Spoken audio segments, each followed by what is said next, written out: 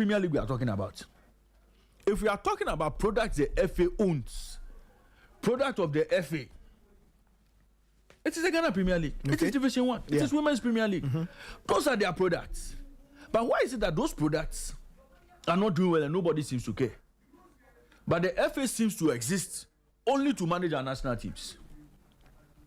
Why is it that when it comes to management of our national teams, the FA is so proactive? The FA leaves no stone unturned to make sure the national teams get everything they need. Why is it that the Black Stars brand is the one that seems to project the FA and not their own product, the Ghana Premier League? I think that, look, the FA themselves should look at themselves. They should take a hard look at themselves in the mirror and ask themselves questions. Which one should be their priority? Okay. The Ghana Premier League, that will do so well, get some of the best players, feeding your other national teams, or you water down your own league, be chasing Burger Stars, be launching initiatives for kids born abroad to want to come and play for Ghana. Should that be the direction? And that is why some of us are saying that, look, nothing good can come out of this FA. At this point, they've played all their cards. We've seen all their cards. Oh, you don't think that they've played all their cards? You don't think anything good can come out of the FA? And the only thing that can help would be a shift from the status quo. A complete shift for others to come in or for a new brain to come in and reinvent the wheel. Find a way to position the Ghana Premier League in a good place. The other leagues on the Ghana football pyramid. Yeah. Figure out how all of them would get the best of support. In the end, we'll see the Black Stars do well because there'll be a domino effect. Of course, if things go well, you see it cut across. When Michael Essien, Sule Muntari and co, before they went to Europe, Asamoah and co, where were they playing? They were here in the local league, right? So that quality we tasted in our local game. True or false? They went abroad, did so well, came back to give us their best. Like Kingston and co, all of them. Olele and co, Sami Eje, all of them. They had their own time here. These days, it is even difficult for a player in our local league to get into the Black Stars and nail a spot in there. Yeah, that's true. It's difficult. All of those things are as a result of how low the league has sunk. So even when we say we are calling low home-based stars, people are happy now. Hey, people are not even convinced that these home-based stars are good enough to play for the national team. Yeah, that's true. It's simply because of the level at which the level the Ghana Premier League has dropped. That's what I'm saying. For close to 8 years, we haven't seen anything. We haven't seen anything change. Even when $1 million has been introduced to the picture, still nothing has changed. Okay. We know where the problems are. The over-focus on the Black Stars because of what is there has taken the attention of everybody to the extent that our local leagues, their own products are suffering. Okay. We need a complete reset in the football system. Okay. You know what? I'll come back to that. In a bit. But let's go to Morocco. Let's deal with... Yes, and one last one. When we come back from Morocco, yes, I want to hear from the good people of Ghana. Yes, we'll let listeners also tell us. The Black Stars currently don't have a coach. Yeah. Currently, the Black Stars don't have a coach. If reports we are picking is anything to go by, the Carlos Queiroz discussion seems to be hanging. Now we are being told, or the speculation, that Desmond Ofei is the one they are looking at to possibly steer the affairs of the Black Stars. I'm saying speculation. It's speculation. Yeah. The good people of Ghana should tell us this morning if that decision is taken, if they support it, if they are in favor of it, if they are in support of if they are in support of all that. Yeah. Because we've seen Utoado, part 1, part 2. We've seen the supporting cast. Desmond Ofei has not been missing from the supporting cast. We've seen Desmond Ofei part 1, under 20, when they played that African Championships we hosted here, and they won it. They claim we did so well and won it. When we gave him the opportunity to manage a team outside Ghana, same under 20, they couldn't even qualify to the World Cup. Desmond Ofei. He's now been asked to manage the Meteors. We've not even seen him play one game with the Meteors. But yet, there's speculation that he's one of the candidates being considered for this job. Some of us are strongly against it. And some of us believe that, look, we cannot play Chaskele with our national team. We cannot do Machamakwe with our Black Stars. Okay. We'll come back to all of that when we return from Morocco. You see, Morocco, again, is an example of how the FA has failed. They wax lyrical about the achievements in the women's game. Wax lyrical about the achievements in the women's game. Wax lyrical. All talk. Okay. You see, what we call self-praise about the women's game. Only for the Black Queens to show us their real level in Morocco. Malawi, ranked number 153, correct me if I'm wrong. They are beating Ghana, team number 60. That's another failure, monumental failure on the part of the FA. If we were the Black Stars, would have crucified them. There's no way we will spare the girls. Anyway, let's and the FA. No, but the maidens have made it to the World Cup. Oh. The princesses are the maidens have consistently made it to the World Cup.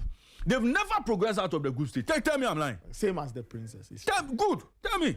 Okay. Consistently, they've been there. Okay, you hold on. In fact, the maidens, even the maidens. Maidens. Yes, the maidens. We're not the team that was banned for 8 cheating. Yeah. This but same they are back. Under this same FA. Yeah. 8 cheating, they were banned. Princesses, World Cup, they've gone, when they go, they're going to progress out of the group stage. Maza, look. You see, when you say you are making strides in the women's game, when you qualify to the World Cup, statement, progress beyond the group stage. That's not that you are making a strong statement. Okay. Let me go to the line. Now you can't even qualify since 2007. We have not made it to the Women's World Cup at senior level. Beat Malawi and go, you can't go. You say we should come and sing your praises. Now you've changed the women's game. What have you changed in the women's game? You can't qualify to the Senior World Cup. What have you changed in the women's game? All right, let me go to the line. Abigail Senasosu is joining us. We haven't spoken with Abigail in a bit, but anyway. Abigail, but now she got broken heart. Oh no, she's fine. She's fine. Abigail, good morning. How are you doing? Good morning, Nathan. I'm well. Wonderful. Let's get into the conversation. What's the vibe like in the Black Queens camp? We haven't spoken since the team lost to Malawi last weekend. What's been the atmosphere like in camp since then, and how are they getting ready for Thursday's game against Cote d'Ivoire? Well, I'm sure that after the game, it was that of a very sad mood, especially for some of the senior players who really thought that was the time we're going to at least help the team get to the world stage. Portia, but she was really broken. The other girls, Jennifer Kujo, Josephine, and everybody literally was not happy with how the game went. They lost that one, unfortunately, and they just had to really brood over that, but they quickly picked themselves up from yesterday, tried to get their head back in the game. It's a long route, they know that, but at least they will still fancy their chance at it. And so, yes, we cannot continue to brood over spilled milk. What has happened did happen on Sunday, so they are trying so hard to really go past that and get themselves ready for that game against Ivory Coast on Thursday. So momentarily, it was not a good feel around, but I think that they have been able to wrap up themselves, get up on their feet again. Because they're soldiers. The fact that you are down doesn't mean you stay down. You get up, you try to fight again and continue on the journey, and that is just what they are doing.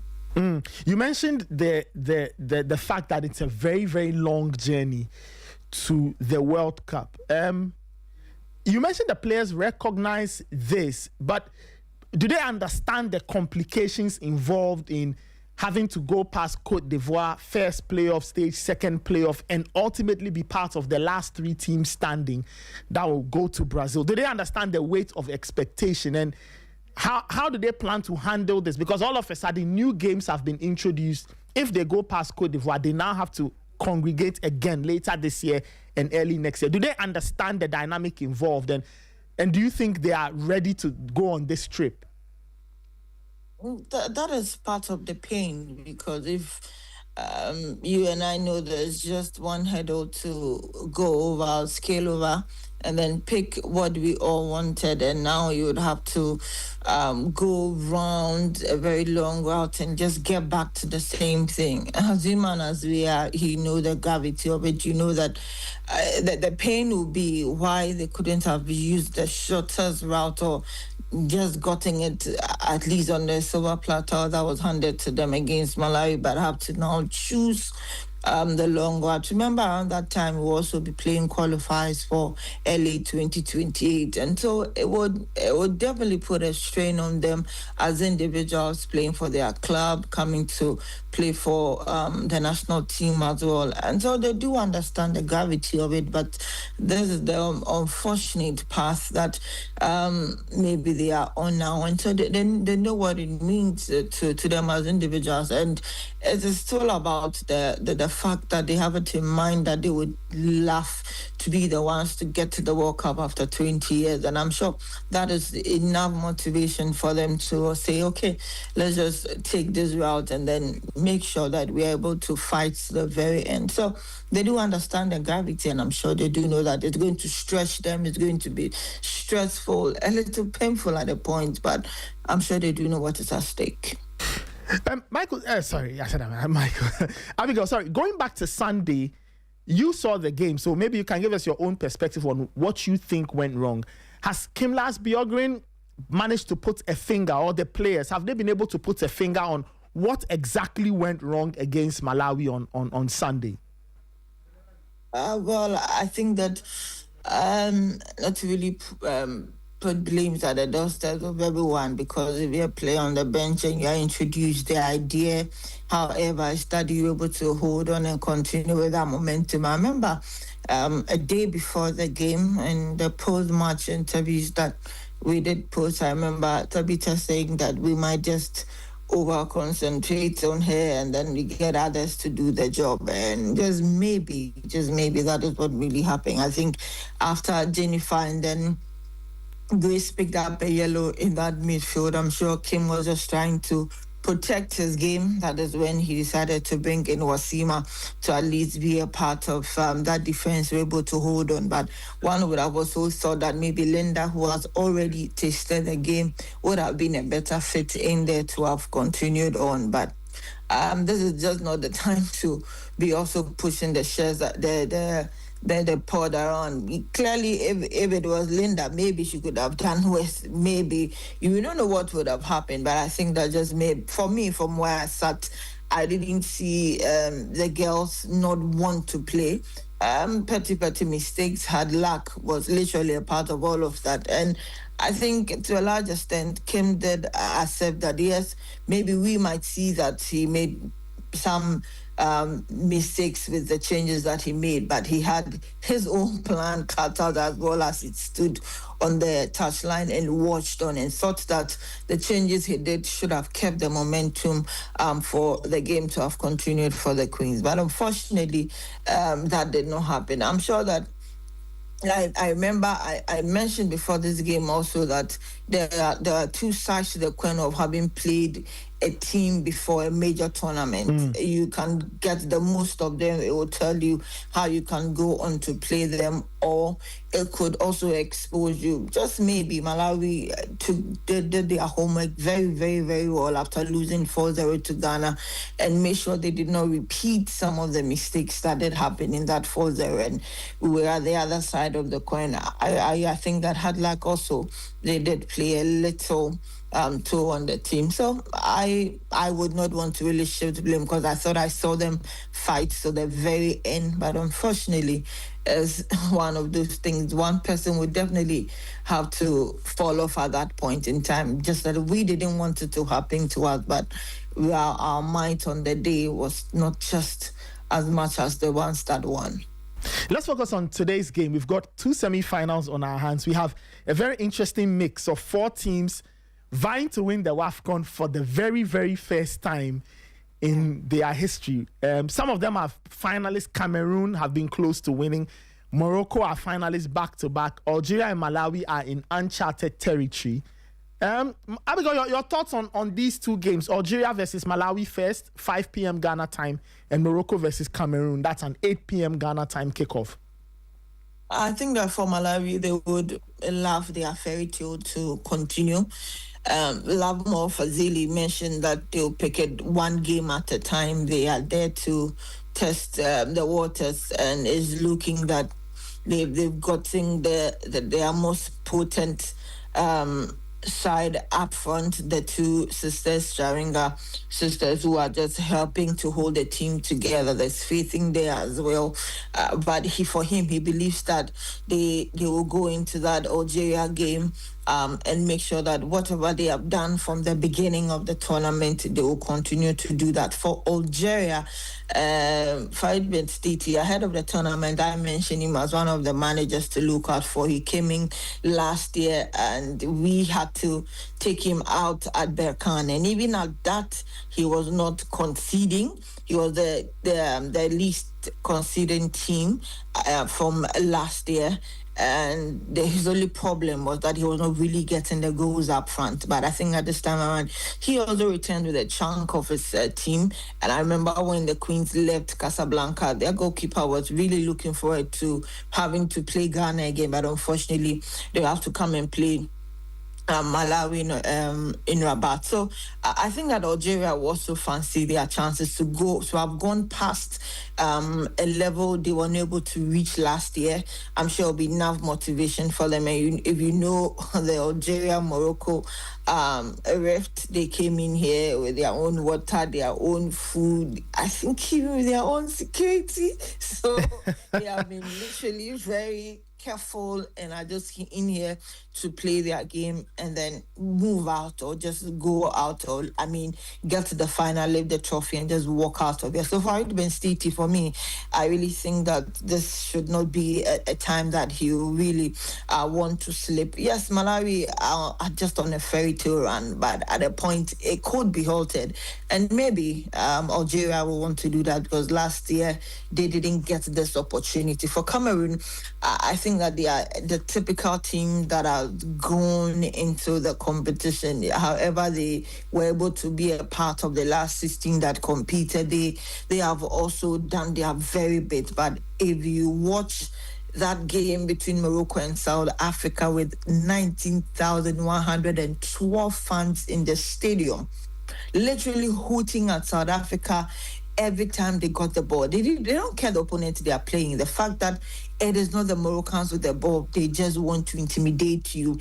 And the people that will sit behind the Cameroonian goalkeeper will just be screaming and drumming, confusing you from the start of the game till the end. That's just what they did to South Africa. And so I am sure Morocco would want to repeat that. And we might get to a point where people might be stopped from even getting to the stadium, because even against South Africa, it was full to capacity. And so getting to the semi-finals again, we'll just see a spectacle of that again. I think that has really spurred on Morocco. I guess the point, even if you're a Moroccan player and you don't want to play, you will be forced to play because of that 12th person in the stands cheering you on, making all the noise, shouting card, shouting penalty. They just give it their all. And I think that Morocco have enough motivation to come up against Cameroon. But for Cameroon themselves, they would also want to pull a surprise and also want to win it for the very first time, like you have mentioned. And so it's good. We are in for some good pair of games later tomorrow, and I would not be too surprised if I see a Morocco-Malawi final. Wow, quite interesting. Finally, Abigail, tell me this. In the build-up to this competition, a lot was said concerning what this competition would mean, being a qualifier to the World Cup. As I've watched the competition, when I watch teams play, I just get the feeling that the World Cup is on their minds and that winning the title is secondary.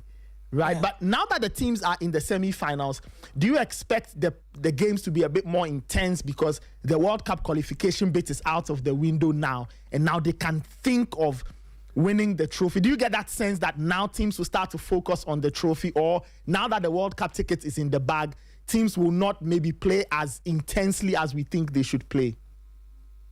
I tell you what, after Morocco won against South Africa, that is just what they were jubilating about. It was World Cup. And so for a moment, I asked myself that, I did not concern about winning the WAFCON again. And it did happen too against Ghana when Malawi won. And so clearly, like you have mentioned, attention will now drift, especially for Oheb Loda, who was brought in after winning the World Cup in 2023 and asked to win the trophy for the very first time for Morocco on home soil. Last year he was second, and I think that now his mind will quickly drift with his Shabak and his Musu and the rest to try and then hold on to the trophy. So I do agree. Now everybody will shift attention. So for these four, we have done the needful, gotten that slot for next year. Now we need to concentrate on, I think, the primary reason why we are here. And I think that most of the managers and the players will really get out of that World Cup mode and then play some very good football towards the trophy now.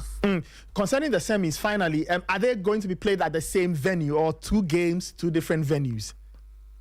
So we would have two games in Rabat, and then the playoffs will be sent to Casablanca. So it will be two games in Rabat, okay, at two different venues, and so that is just what it is. So Morocco, Cameroon will be at the Mole El Hassan, okay, where Morocco played against South Africa and won 2-1. And then Algeria, Malawi, they will literally play at a very neutral ground at the Olympic Stadium, also in Rabat. So they will play first. Algeria will play first at 6 p.m. local time, 5 p.m. Ghana time. And then at 8 p.m. Ghana time, 9 p.m. local time at the Mole Hassan, Morocco and Cameroon will also play. So the two games will be in Rabat, but at two different venues. Okay. And concerning Ghana's game, so on that leg, there's Ghana, Cote d'Ivoire. You mentioned that game being in Casablanca. Yes. Yeah. What about the other one, Nigeria? They are also Nigeria, South Africa. Yes. Where's that game go? Where will it be played? And just quick thoughts on that. Has anybody from either team said anything, in terms of their focus and preparation for their own very long journey potentially to Brazil next year? A lot of people have said that the playoffs looks like the semi-finals. because they have all the big guns, former winners, and Ghana in there who wanted to at least try and win, and also Ivory Coast to clearly play some good football with the individual quality that they've had. So some even dared say it might steal the attention from the tournament. And so it's good the semi-finals is being played first. So the playoffs will be later on 13th, and then Ivory Coast, Ghana will be at the Delabi Zaouli Stadium in Casablanca. And then South Africa will also take on Nigeria, the Bole Rashid Stadium. That's where Ghana literally played all of her matches, just as South Africa also did. So I think for Nigeria, it's a huge disappointment as to how their fans came at them after losing the first game to Malawi. And then they responded positively and then also went on to the quarter. Some of the players individually responded with some cynical videos that they said we couldn't do it. We have done it, only to go in there and lose and now have to come and play the playoffs. So for them, Justin Madugu is in some hot waters himself. And for South Africa, the conversations we are hearing or people are having is not too pleasant. They are having their own rifts, they are having their own problems in their own way. Like some of the senior players and their coaches are having their own problems. And so I think they were not that organized to have come into this competition, and it's really telling on their performance. So these two sides will really go at each other. One would say, literally kill themselves for that sport to be able to also use that long route however it comes, because these are big guns when it comes to the women's game. And so I think that will be one to die for. That will be one to watch to see how Desiree Linda Matlao and Philo Jani and the others will be able to pick the team back up and continue, because to go from winning in 2022 and come to being fourth and then now have to go through playoffs, fall off at the quarters, I don't think is a good rise for South Africa and the realism. For Justin Madugu, you can't win the 10th title wanting to get to the 11th and fall off at the quarters. The fall for these two countries is just too huge for them to contain, and definitely they will really die for this opportunity, even if it means going through the longest route and not getting it. At least they want to show their countries that they also try to at least continue in that light of being one of the powerhouses on the continent. We'll see how things play. Abigail, thank you so much, and stay safe. I'm sure your attention. So let me know. So are you going to see any of the semis? And then you need to figure out how to go and see Cote d'Ivoire, Ghana tomorrow. So how do you handle these two assignments? Okay. I didn't really want to talk about it, but I will. So what happens is that I found my way to Rabat because of Malawi, Ghana. Mm-hmm.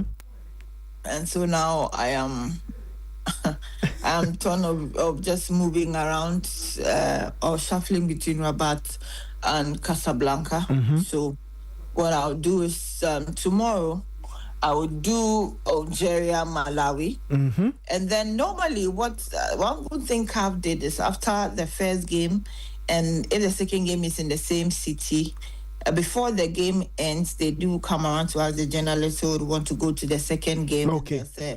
There's a shuttle that would help you to the second venue, but your coming back is in your own hands. So I would have to decide if I would join that shuttle to the second game between Morocco and Cameroon. But that is a game to watch. So definitely I'm sure I'll be able to cover that.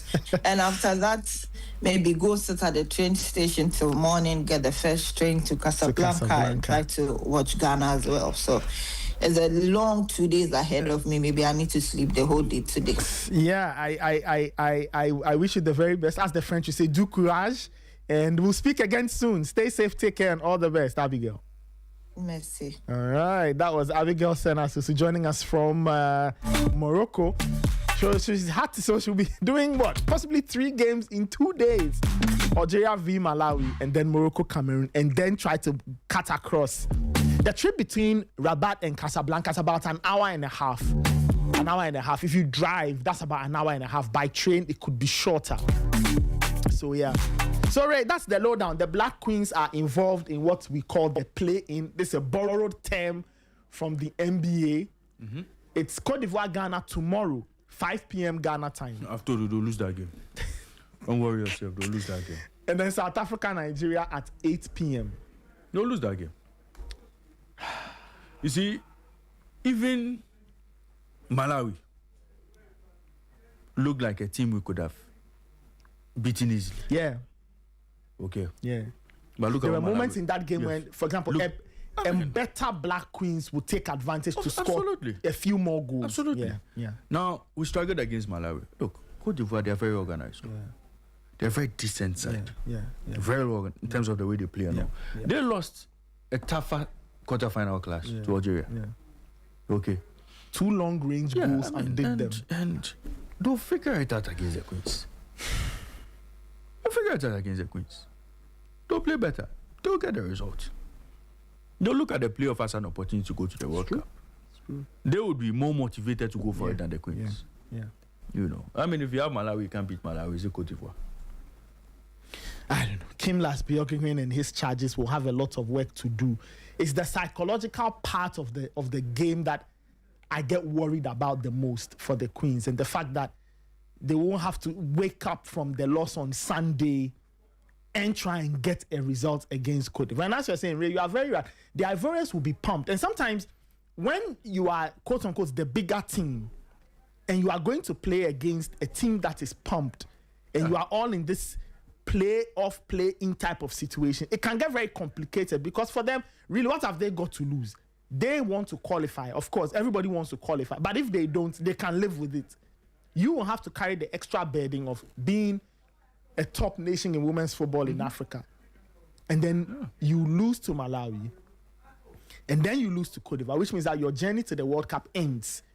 And you have to deal with it, the pressure, the press, the stories, all of those things. So I hope the Queens can master the psychological part. And then there's the part that the hands-on tangible part, the coaching. And I think Kim Lasbiogren will have to handle the game far better than he's done. Yeah. Right? And the Queens as a team will have to learn to up the tempo. I haven't enjoyed watching them at all. The play is too slow. It's too lethargic. There's not enough bounce and rhythm in it. There's not enough intensity. It's not happening. So when you watch teams like Malawi, they play with a lot of verve. They are moving the ball quickly. Yeah. They are hustling you and pressing you. I don't see a lot of that from the Queens. And they will have to think about all of these things and play a performance against the Ivorians. Look, it's a long ride.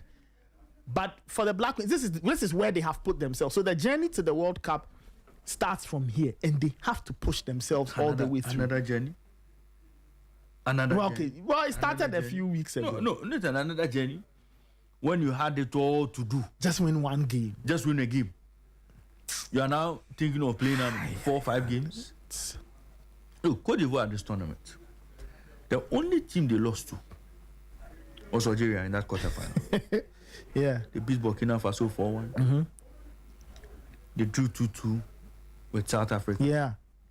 Very tough game. Yeah. They took a 2-goal lead.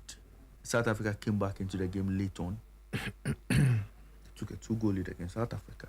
And then against Tanzania, I think they beat Tanzania by 2-1. Yeah. Meaning that on their day, they are potent. Oh, of course. Ray, as you said, they've scored 2 goals in all the games except the Algeria game where they scored once. And they topped their group. They topped the group that had South Africa. Okay. Where are their scores again? 4-1. Yeah, 4-1, 2-2, 2-2, 2-1. So meaning that if you give them the chance, they will score. They know how to score. You see, and I mean, they played Algeria, who themselves looked very tricky. You know, or teams like Algeria, they are always potential banana skins. Algeria themselves in the competition. The only game they lost was against Morocco. And that's what forced them to finish second in their group. You know, because Morocco had beaten, in their first game, they beat Senegal. Yeah. They beat Senegal in their first game. After beating Senegal, they lost to Morocco. Then they played Kenya in their last game and won. Then the Cote d'Ivoire class. So, I mean, Nathan, nobody should think Cote d'Ivoire is going to be a walkover. No. Not at all. They would ask lots of questions. Yeah, not at all. Can the Queens respond? Can the Queens answer? Yeah. And that's why I'm confidently telling you, look, this is a game I don't see the Queens winning. I don't see them winning this game at all. I think that they would have to come back home. Would have to take a decision on the team, the direction we want the team to go. If we still want Kim Last to stay on. Okay. With this additional backroom staff, it's a decision we have to take. If we'll give the team back to a home-based coach, if we are possibly looking in the direction of Bashiri for the game, that I doubt. or if we'll go to Messi Tego with support, because Messi Tego during her spell, she consistently complained about not getting support. Okay, so if we are going to give Messi Tego support, we can give the team back to her. Yeah. This day she coaches the Oaks FC. The House of Oak women female team, right? So she's still in the game. She's still in the business. What can we do for her to take the team back to that level? And I think it's possible. If her concerns were lack of support, every other coach who came after her received so much support. So it means that it's not beyond the FA this time. Absolutely. Every coach who came after her can give support. Received a lot of support. Yes. So she can get support. Yes. Give her the support, give her the team. And let's see what she can do moving forward. Especially an AFCON in the offing. Regroup and see how we can go to the next World Cup. 31? Yes, why not? Olympic Games 2028. I mean, we should. These are It is true. I don't think that Bjork Green stays beyond this tournament. Okay. I don't think he has to stay beyond this tournament. I don't think so. All right, time check is 8:43. You can send in your comments 054-257-1061. Ray, before we took the jet to Morocco, we were talking about Ghana football. Later this morning, listeners, we have a very, very lovely feature for you. Yao Fosulabi, head of features, will be giving us a wonderful story later. Playing for the enemy, the John Orlando story. We'll be talking about, or there's a lovely story about John Orlando, a Ghanaian who went to Nigeria and ultimately ended up playing for the Super Eagles of Nigeria and helped them win the AFCON in 1980, I believe. Yafosolabi tells a fantastic story of John Orlando, and we'll talk about him a little later. So stay tuned. We have that feature for you a little later, somewhere 9:20 or so. It's a lovely feature. But before we went to Morocco, Ray, back to your question. You were saying that what should we do to improve Ghana football, improve the Ghana Premier League? Correct me if I'm wrong. I think that was your question.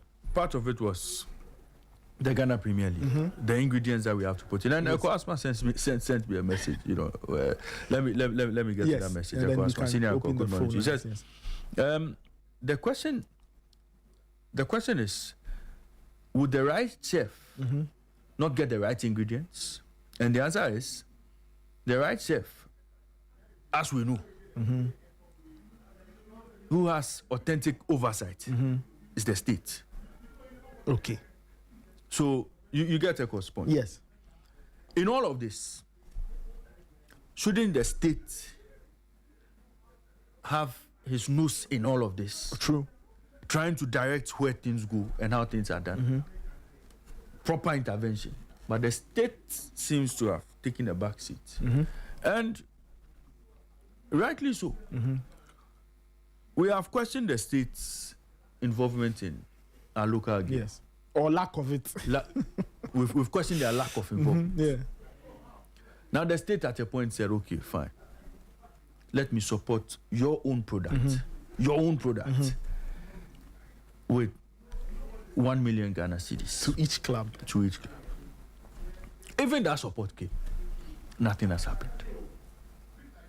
That support came, but we haven't seen any changes. You see where it is. So the state will go back and argue that, well, you people asked me to come and invest. I invested. I didn't see any change. So give me another reason to continue investing in your product. Okay? That is it. Yeah. Now, where the state would also have to do an intervention is when it comes to the national team and how it's managed and why we are not doing well, why we are not getting results. The state again must be concerned. Okay? The state again must be concerned. Jubilee House must be interested. Cabinet must be interested. The president must be interested. Because, look, the state has consistently allowed itself to be bullied by, oh, if you come close to us, you are interfering, FIFA will come after you. Oh, no, that is it. Oh, if you come close to them, oh, you are interfering, the FIFA will come after you. So the state itself has called into its shell, allowing the FA to do what they want. Okay, I remember Kofi Adams was sitting in that seat. Yeah. When he was when he came in as sports minister. We asked him, are you satisfied with Otuado's performance? He consistently said no. True or false? Yeah, true. Everybody knew the sports minister was not a fan of Otuado. But ask me, could he have sacked Otuado? Could Kofi Adams have sacked Otuado? No. No, he couldn't have. Yes. So until the FA themselves felt they were fed up, that was when they put the plugs on Otu. But he, as minister, who was paying his wages, could not say, no, I've sacked the coach. Because it would have been taken as the minister interfering in the work of the FA. And they quickly would have gone to FIFA because, of course, it wouldn't have been a popular a popular decision within the football Yeah, circles. of course. No, you understand. Yeah. So you see, the person who is investing is struggling to influence things or intervene in matters because those who are managing it seem to be hiding under a certain FIFA shed. So But FIFA itself, FIFA itself stated clearly what this interference business. Again, Nathan, if the state wants to properly take hold of what we do, especially with regards to the national team, then the state must be responsible. The state must be responsible. Today, Black Queens are owed. Black Stars are owed money. Black Princesses are owed money. Yep. Under 20, male, owed money. Under 17, owed money. See, almost every national team in this country is owed money. Who is doing the firefighting? The FA. Who is doing some of the pre-financing? Yes, the FA. Yes. So, if the FA is doing all these things, and the state is refusing to release money for all of these things to be done, how can the state go and fight the FA? Of course. When in doing so, you weaken your own position. Absolutely. Yeah. Absolutely. So, you see, that's what I'm saying, that the state has a huge role to play. But if the state is not being responsible, why is money not released to the sports ministry for onward transmission to all of these people that are owed? So, is the state really interested in making sure the sanity in that ecosystem, in that space of the national teams? So, the person who is controlling the national teams is in a position where he is possibly catching the bullets for you. Oh, so this national team is going to play pre-camping. They would have to do a bit of pre-financing here and there. Okay, they'll do all that because money from the finance ministry will not come. Today as we speak, the Black Stars, I'm sure the next time you call them for an international game, they'll be shouting. They'll be up in arms. Because the finance ministry is here to release money for their final payments. These Black Queens, wallahi, when they come back to this town, they'll start shouting that they've not been paid money. And some of them will even attribute their defeat to Malawi to payment of monies that they are owed. But they won't be lying because they haven't been paid. Very good. And I'm saying that, how is the state being responsible in these matters? It is convenient to go to the sports ministry and blame them. The sports ministry hasn't paid money. But sports ministry is not a printing press. Is it a money printing press? Is it a money printing house? They would also receive money from somewhere based on budgets they've submitted. And when same is released, they transfer same. True or false? Yeah, that's true. So, how can they work with nothing? How can the sports ministry work with nothing? That's why every day I say that if you make me sports minister, you have worried me. Oh yeah, Nathan, if they make you sports minister, they've worried you. Yeah. Anybody who takes the job of sports minister in this country, the person should know that he's taking what you call a poison chalice.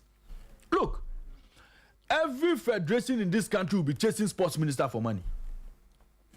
Every federation in this country will be chasing the sports ministry for money. And then, when the monies don't go, it will almost look like Nathan is incompetent, Raymond is incompetent. That is what it will look like. Hey, and the boxers are calling for support, they are not getting support. But Nathan, where is the money? Where is the money to take off all the national teams? Where is the money to take off all the other federations and the competitions they take part in and the programs they have for the year? Where is the money? So, does this surprise you, or should it surprise you, that when you see manifestos of governments coming into power, NDC, NPP, CPP, PNC, the coup regimes, it is only 2 pages, 3 pages. When you see the manifesto, did I say pages? 3 paragraphs, 2 paragraphs. That is what they give to sports. Because they know that when they come, they will not give the money to sports. But yet, they'll pick a minister. Almost as if they want the minister to develop the sport. But where would the support come from? No money. So, you see, all of these things are happening today. All of these things are happening today. So, how would you have control of your national teams? The boxers, amateur boxers, they are weeping, they are crying. Volleyball team here, swimming team here, all of these things, they are properties of the state, one way or the other. Especially when they don the national colors. Yep. Anytime a team is going to play a competition somewhere in the name of Ghana, where do they go for? Where do they go to for money? Ministry. How much does ministry get? Then see, these are the questions those of us in the ecosystem should be asking. We should be demanding more. Because we know what agric gets. We know how much goes to agric. We know how much goes to finance ministry. We know how much goes to health. We know how much goes to roads. Does sports even get a quarter of how much goes to all of those ministries? But yet still, sports is the ministry that has the most babies. Sports ministry, it has the most offsprings. All sort of bodies under sports. There's doping somewhere, there's NSA somewhere. NSA is not only one. It's across the country. There's national team A, national team B. There's this national team here, there's black rackets here, there's the para team here. Later. Yet they hold the shortest end of the stick. But we want sports to thrive. And that is why your sportsmen will be chasing scholarships to go abroad to earn a better living for themselves and go and be chasing green cards here and there and forget about running for you, forget about competing for you. Because at the end of the day, there's no support coming. That is the truth of the matter. So Ghana Athletics, as they sit there today, if they have a plan to even develop a homegrown system where our athletes will stay here and try to rise to the top, that system will fail because they won't get financial support. This is the football ecosystem we are playing in. This is the sports ecosystem we are playing in. And until the state prioritizes sports the way it has prioritized other sectors of the economy, Nathan, we'll continue going in circles like this. We'll continue going. We'll not get the best of talent. We'll have coaching issues. We'll struggle to manage teams. Nathan, all of these things will people who can't really change things. So Nathan, this issue is big. We'll blame the federations. Yes, we'll blame them. We'll blame the FA for not paying attention to their own products. But really, who should go and look for money for you, Nathan, your football club to thrive? Should I bring you money? Should me, the state, bring you money? No. You have to look for your own money. And the state can create a certain environment for you. So like I've been told, when corporate Ghana supports sports, they have tax rebates that they get. So I hear any contribution is tax deductible.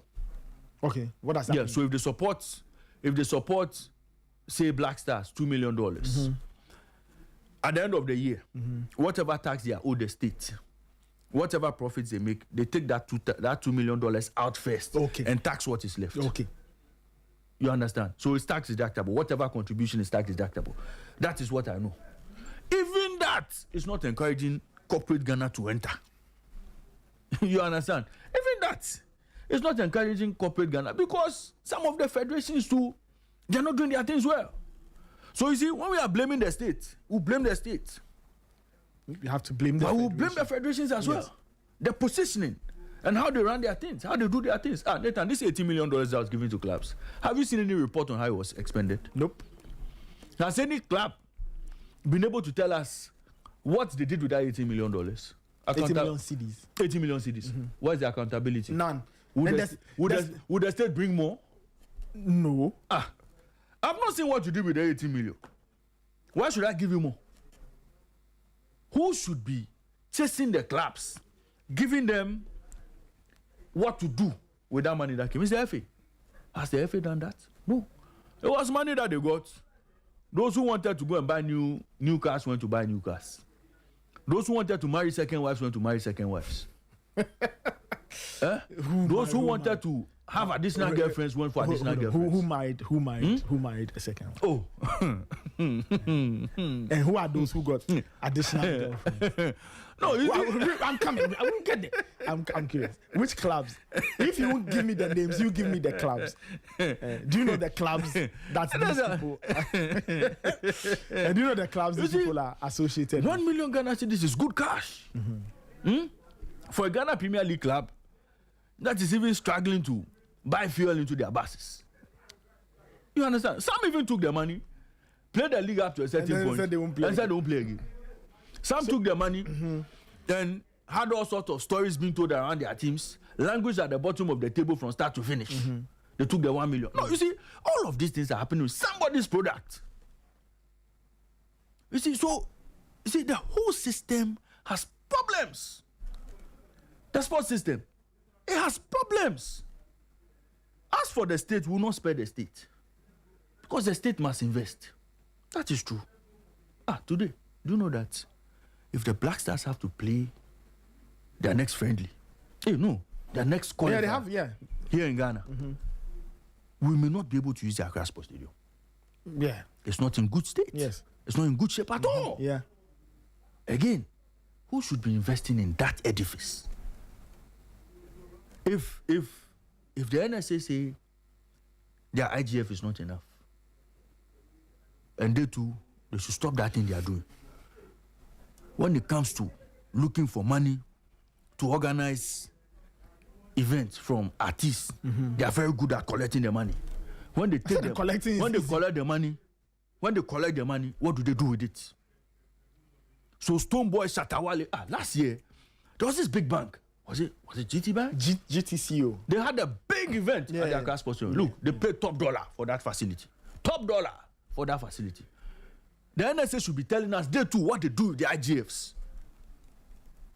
That the pitch, Nathan, just watching the pitch. You see, we are not even saying go and do any major, infrastructure facelift.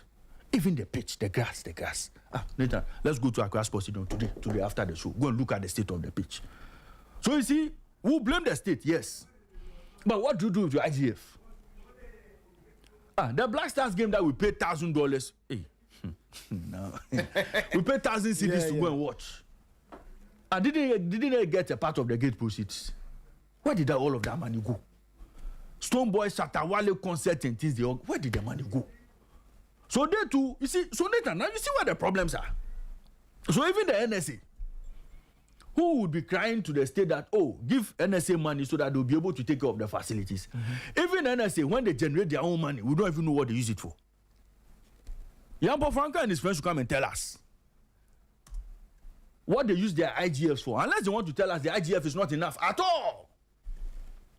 But we've seen, they should come and tell us, but wait, when they go and organize all those events and they take money, do you know that in terms of even disclosing for public to even see how much they made from those things, unless the managers of the events come and say it, they don't say it.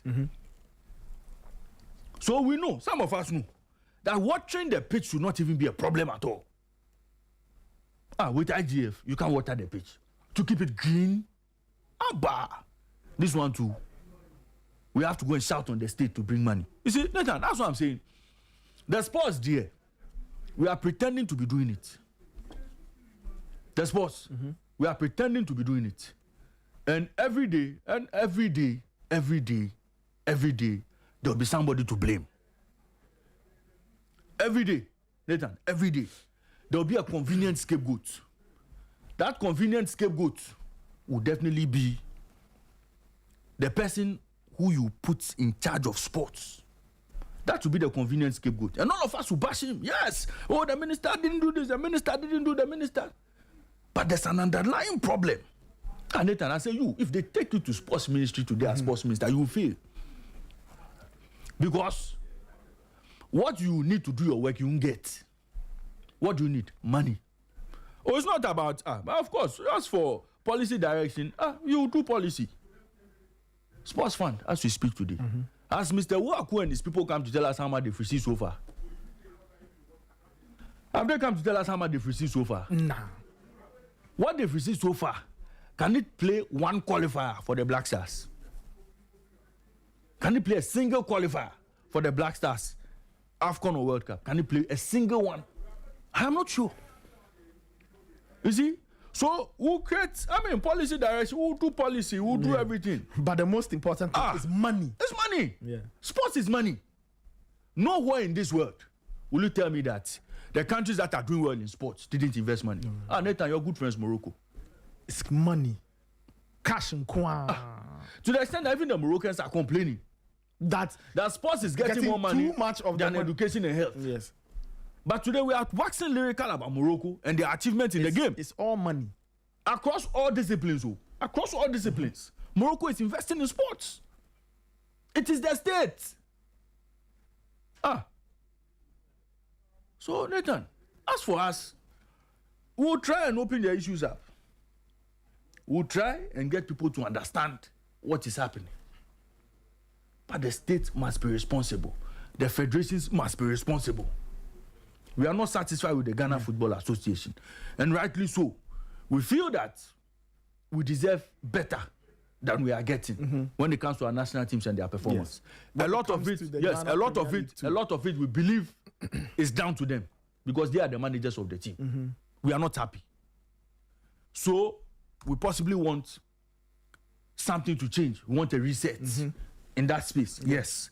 The other federations would also come with their dossier, with their problems, with their plans. That, this is how we want to develop swimming. This is how we want to develop arm wrestling. This is how we want to develop boxing. All of these things. Nathan, if they present all of these documents to me as sports minister and there are financial commitments in there, Nathan, how do I solve it? Money. Do I have money? Nope. So all of these federations will be walking around thinking that I am incompetent. But bottom line is, there's no money anywhere to deal with some of these things. And that is why, we'll see people with Ghana flags somewhere, expecting them to do magic. But they'll struggle. Our good friend Afajinu, who had the tennis table competition, we saw some of the youngsters win good medals. True or false? Yeah. Where do they go from here? Big question. Who is supporting the Table Tennis Federation?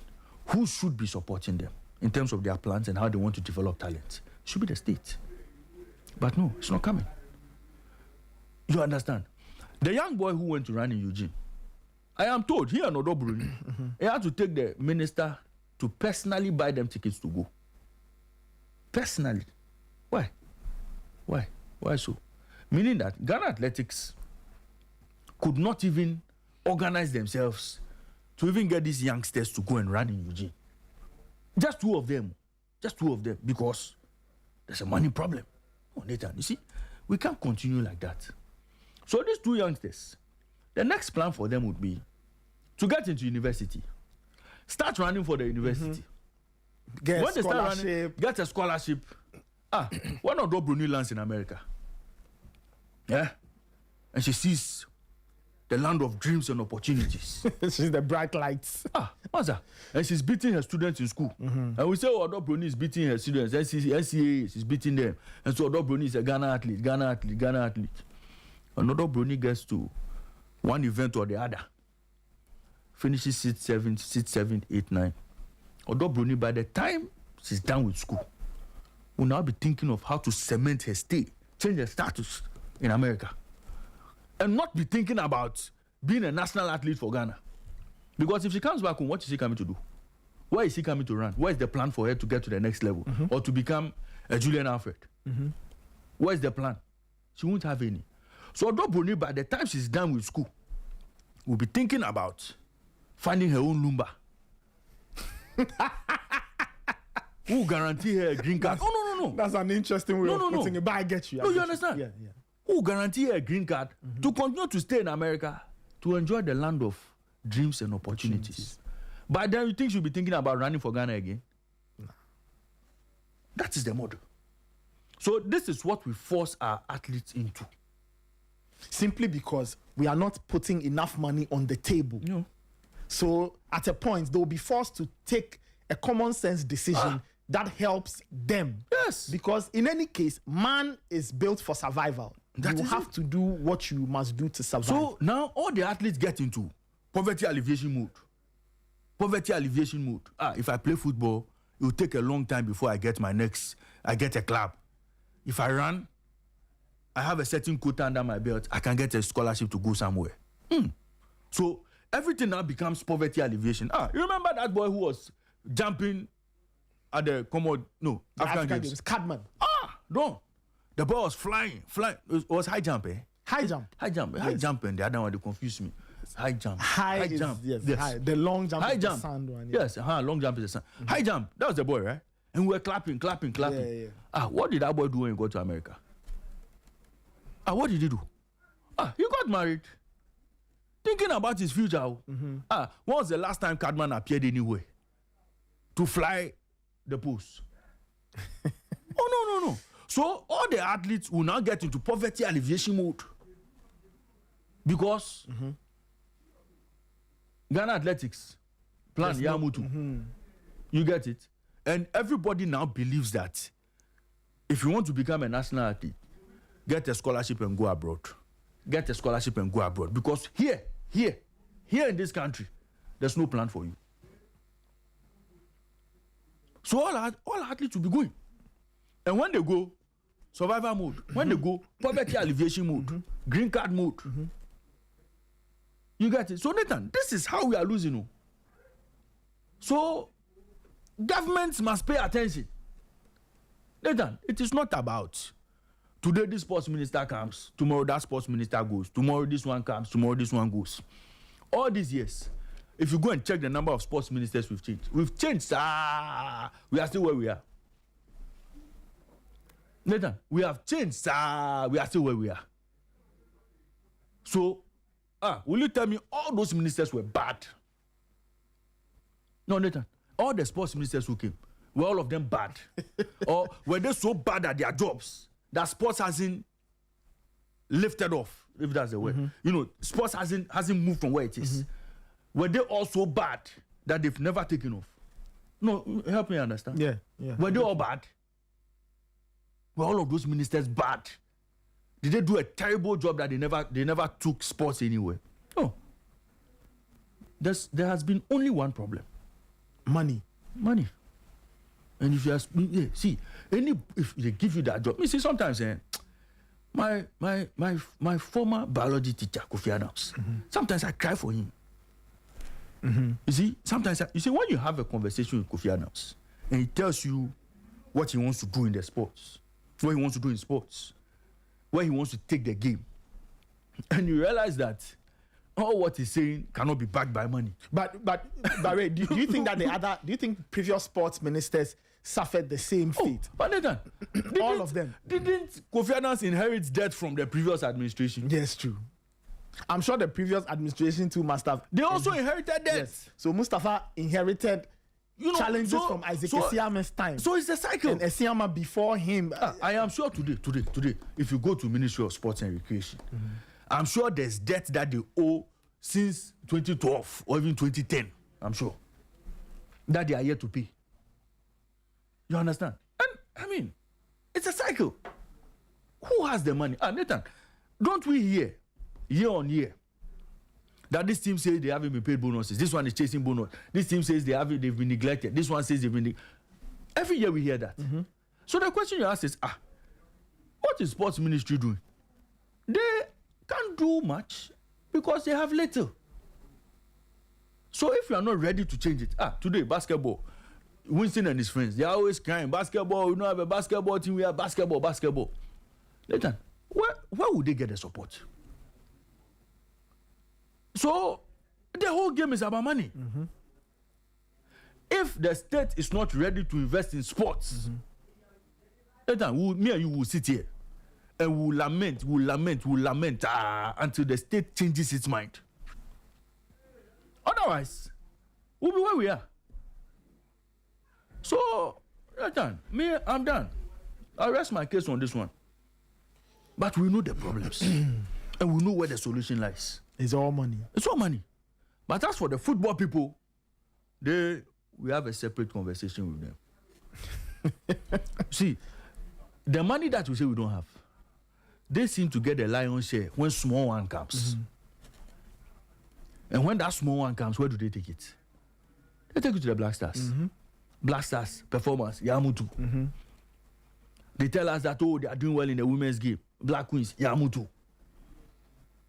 Under 20, Wafu B, even Wafu B. We are playing in Cote d'Ivoire, they can't perform. Under 17, Ogum, we allow our own brother, Lai, to prevent him from going to the World Cup.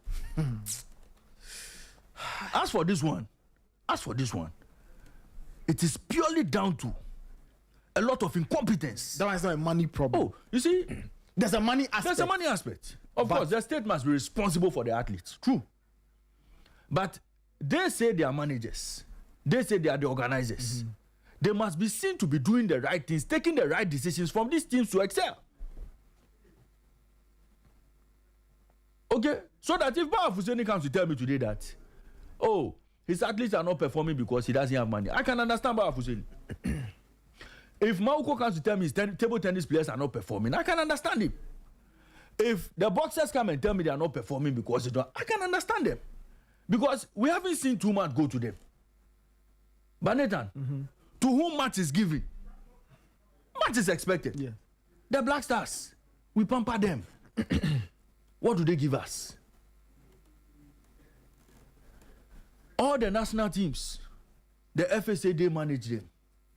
What have they produced for us to see? They cannot escape from this one. But the state must make sure they have eyes, nose, ears, throat in everything the FA do. Before I land, those who are part of the state, who have started enjoying from football, or who want to be enjoying from football, they are also part of the problem. No, there are people in football who are also part of the state. Some have also been introduced to the game. They are all part of the state. They too. They know what they are doing.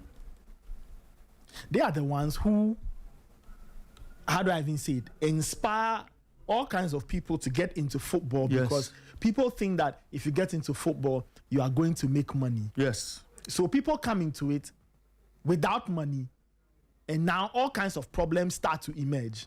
Yeah. You can't pay players. Yes. You can't do this. You can't do that. And if you put yourself in such a situation, why won't the GFA give you crumbs and you'll be happy? Of course. If the GFA gives you a borehole, you'll be excited. You'll be excited. If you can't fund or fuel your own team bus, and the GFA or somebody at the FA or some EXCO member gives you 2,000, 3,000, 5,000 to fuel your bus, you'll be so excited. Absolutely. You rubber stamp everything they present. Yes. It's simply because you've walked into the game poor. That is it. That is it. And as you're saying, part of the reason is people in government who have money through one way or the other wanting to get into football. So you see somebody, the person is the party person, you know them, they get into football, or they get some money, they look good, they go into football. And everybody or every other person thinks that, football is the way I can make money. Yes. So you walk into the game ill-prepared. Absolutely. That's it. Ill-prepared. And when you are ill-prepared, if anybody gives you anything, You are ready to take it. You take it. Nathan, if today I'm a club owner and I have to receive boots and footballs to endorse a leadership as being the best, what did I come into the game to do in the first place? And it's not as if schools, it's not as if those donations are going to schools where the schools need support. They are going to clubs, Premier League clubs, Division 1 clubs. Are you kidding me? How are you entering football if you don't have money? So when you do some of these things, when you go to Congress, you have people approving all kinds of things. Simply because the person is there, they feel indebted to some guy who gave them 5,000 to fuel their bus. Why are you running a football club and you can't fuel your own team bus? You see, listen, if you don't have money, stay out of football. You have no business coming close to football. Globally, have you seen poor people doing football before? Oh. We are talking about Liverpool. It's Jeff Bezos. Come on. No, listen to the names. And then my good friend, my single digit billionaire, Jim Ratcliffe. Ineos. Even amongst rich people, he's Yes. Even amongst rich people, we even say that. Yeah. I mean, But which means that you can't enter the game with. Let's get these things right. Let's get these things right. Let's start getting it right. And Nathan, the state cannot run away from this. No. The state has to be involved. Mr. Atuforsin cannot run away from this. If he's putting money, if he's putting big bucks in a Greek, sports equally deserves him.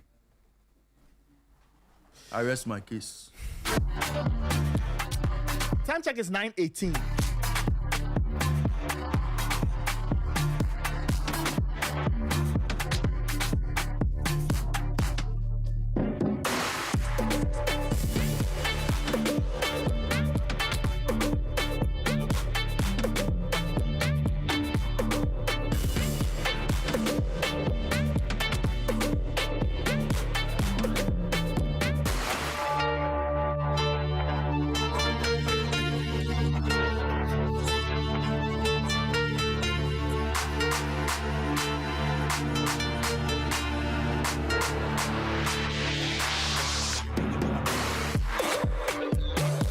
The Sporty Breakfast.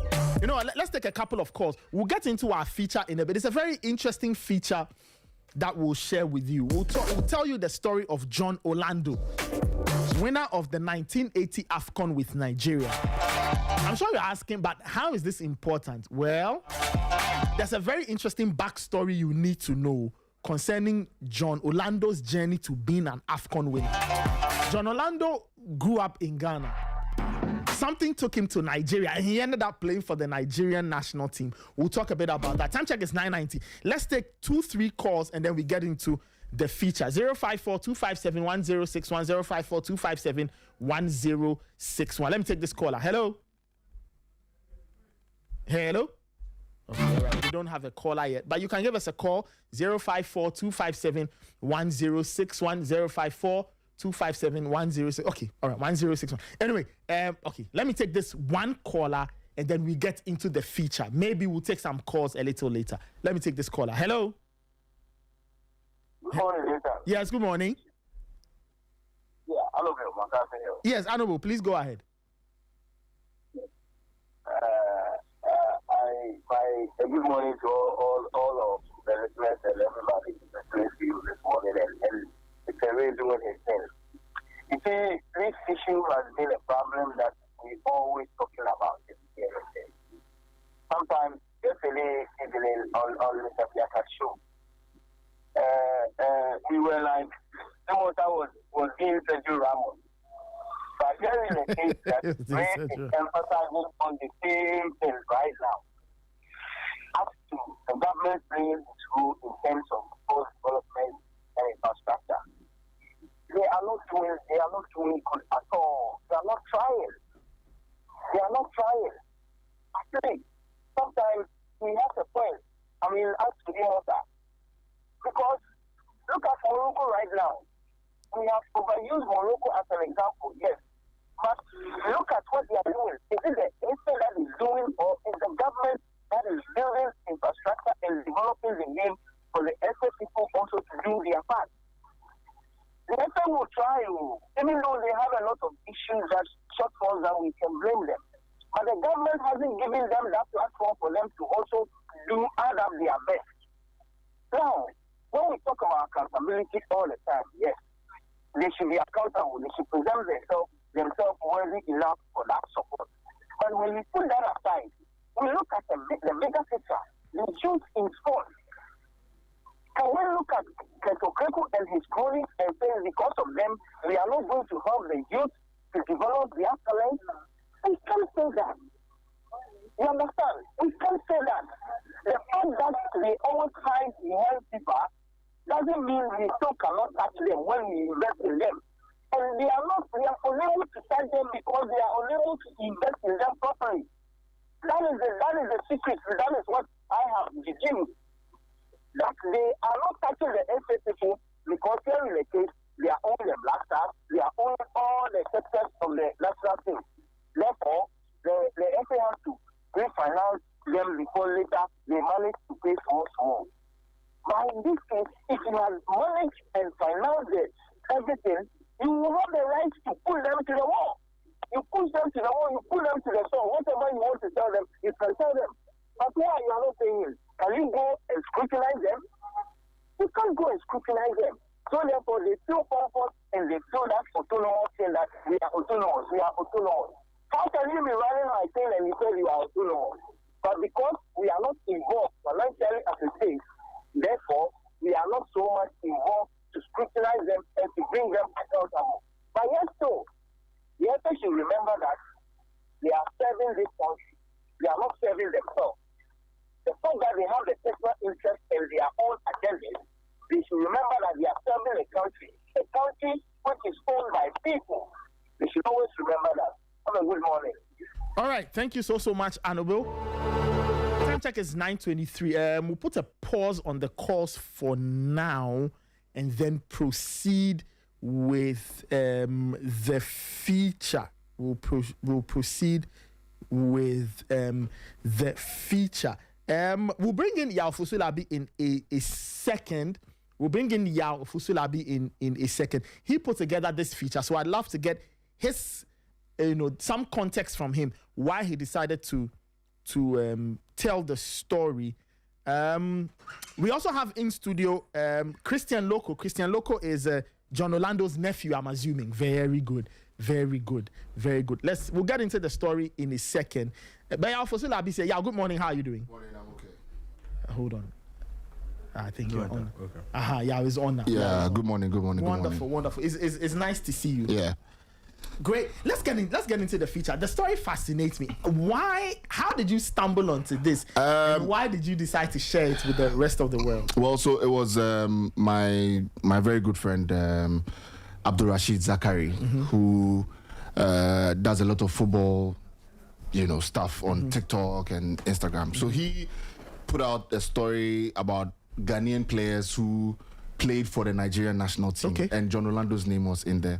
And my very good friend Christian commented and said that he knew John Orlando and everything. So he collaborated with Rashid, and then Rashid spoke to me, and then I go to him, and then we met him. So that was how the whole story started. But when I heard the story, I was actually very fascinated because Rashid had told me this about 5 years ago, but I didn't think that any of them were alive for me to find them and all of that. So I just left it. But when he called me and said John Orlando was still around, so he could set up something, I said, okay, then let me just jump at it. And I think that this has been a good one. Interesting. So John Orlando won the AFCON with Nigeria in 1980. But his story starts from Ghana. From Ghana, yes. His story starts from Ghana. He went to school in Apam, played for Academicals, went to Hartlepool, played for All Blacks, and then went to Great Olympics before he left. And he left in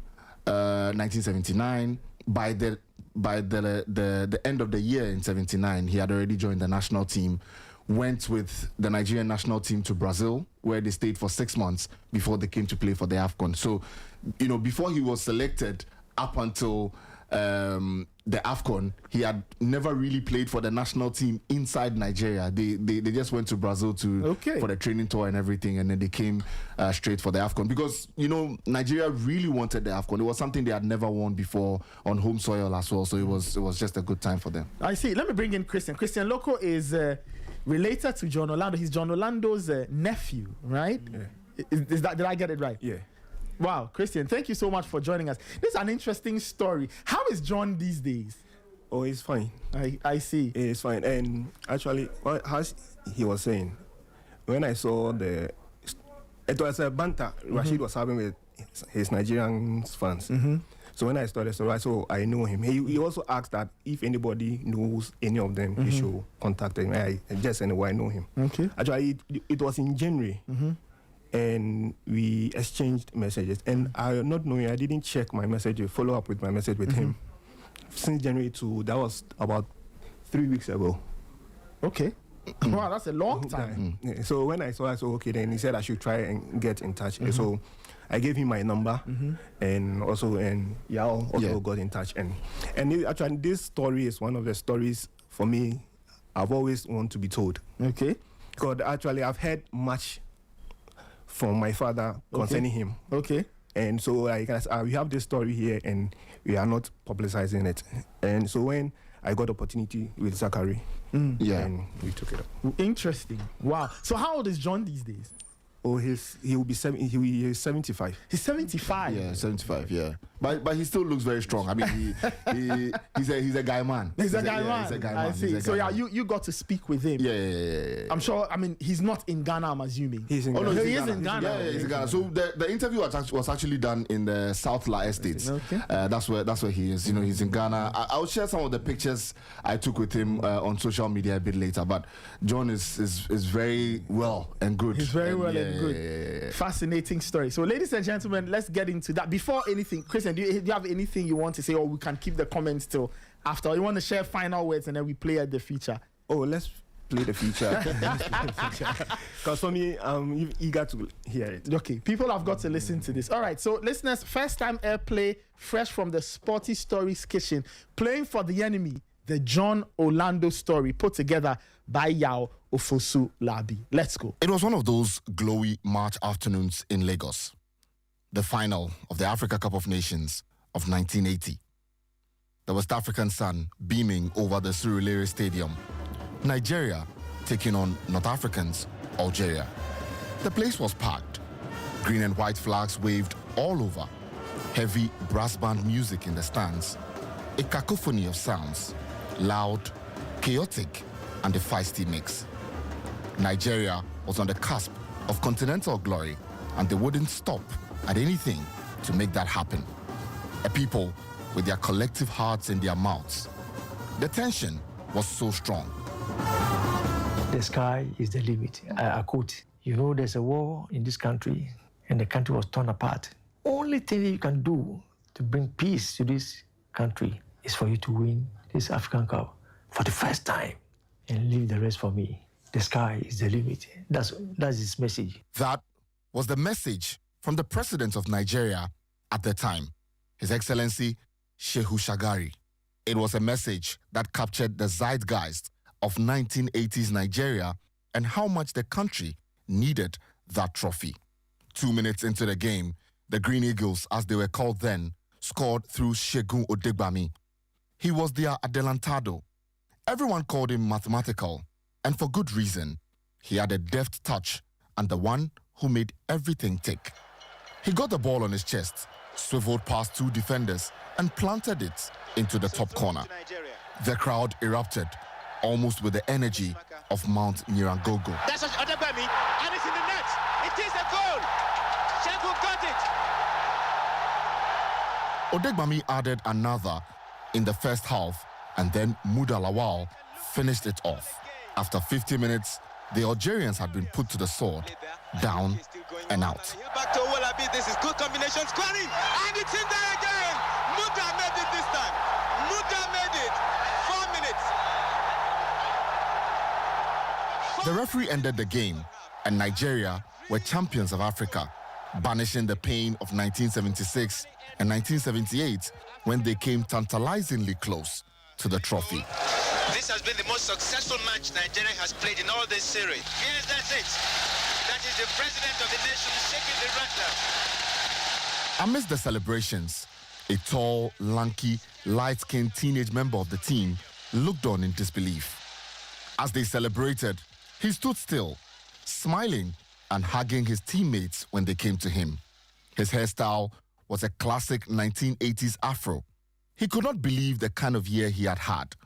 Truth is, none of it felt real to him. I was called to the national team, just like that. In Nigeria? In Nigeria. They didn't know that I'm from Ghana. The national team or the national officials, they didn't know that I'm from Ghana. But my teammates, because most of us, we grew up here, we played together, so we knew ourselves. His name is John Orlando.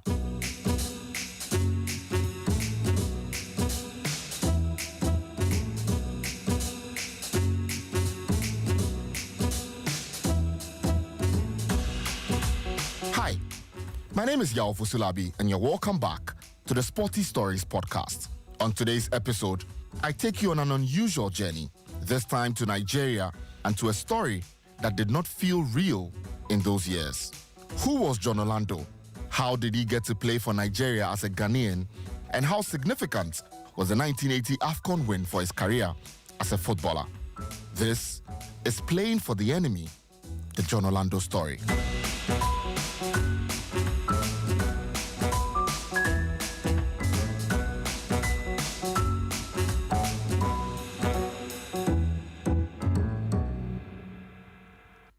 John Orlando was born in Hohoe in Ghana's Volta region.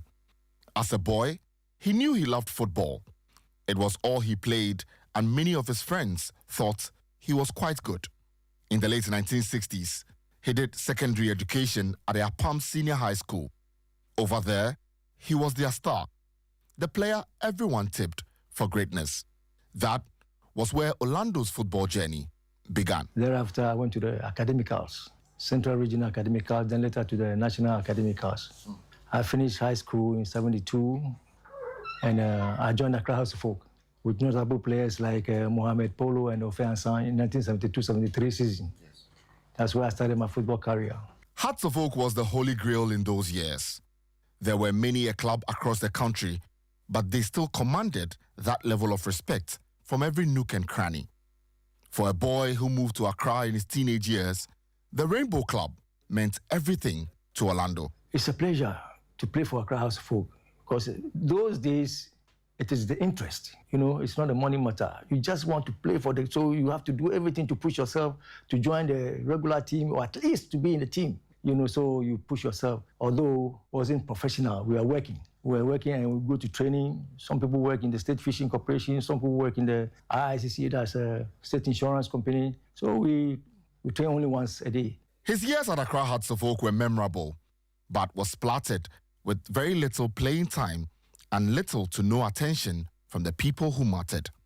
They were a big club, and there were bigger players to worry about. As a young player, that means your confidence takes a hit. Regular playing time also matters, so when he looked out the window and saw an opportunity, he jumped at it with the eagerness of an eagle swooping in to snatch its prey. All Blacks qualified to the Premier League, and they were looking for players. You know, House of Folk to get opportunity to play the first team was difficult because most of the players were Black Star players. So going to All Blacks exposed me to regular playing time, you know. So I went to All Blacks with Joe Dakota and some other few players, and then we started playing regularly. At Swedro All Blacks, it all seemed well and good. He had a job at the State Fishing Corporation and lived in Accra. The State Fishing Corporation was an office complex that ran the affairs of fishermen and fishmongers. There was a long chain of cold stores tied to the company. Led by Commander Boham in those years, they had a football team called the Soccer Trawlers. But it was only a departmental team, and the employees, who were from a more talented fabric, wanted to play in the big leagues and be seen. So on Fridays, all Orlando had to do was to jump on a bus to Swedro, train for one day, played a game on Sunday, and return to Accra. It was hectic, but as long as he played, he was fine. After 2 seasons with the Black Magicians, it was time to say goodbye to the people of Aguna Swedro and head back to the capital. When he returned, Hearts of Oak had built a dream team. It was the years of their terrific fearsome five: Peter Lamte, Mama Aqua, Anas Seidu, Mohamed Polo, and Robert Hammond. Orlando could not find a place in a team as stacked and heavily prepared for big moments as that, so he joined city rivals Accra Great Olympics. I should have gone back to Hearts, but the way I left, I don't think they were accepting, so I just went to Olympics. That was Orlando's fork in the road moment. There are decisions in a man's life that mean more for the course of how his life would go. After Great Olympics, it was only Nigeria on the footballer's mind. But why Nigeria? Nigeria happened because most of my friends were in Nigeria, and they would come to holidays and come and watch me at the training ground, and they would say, Orlando, man, your height, your performance, you know, if you come to Nigeria, you know, you can make it. So with that set of mind, I was thinking about it. To understand that decision properly, we would have to look behind us into something called history, what we have come to know as a reflection of the present.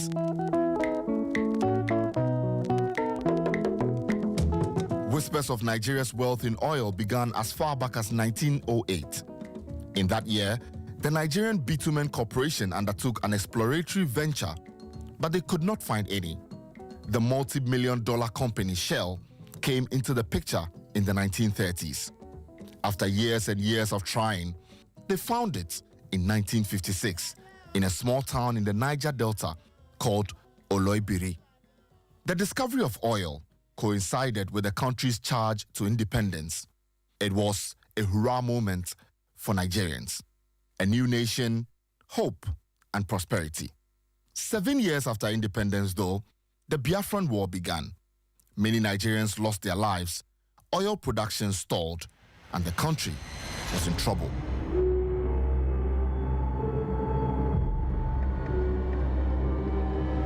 That seminal moment in Nigeria's history underscored the fragility of peace in many oil-producing countries on the continent.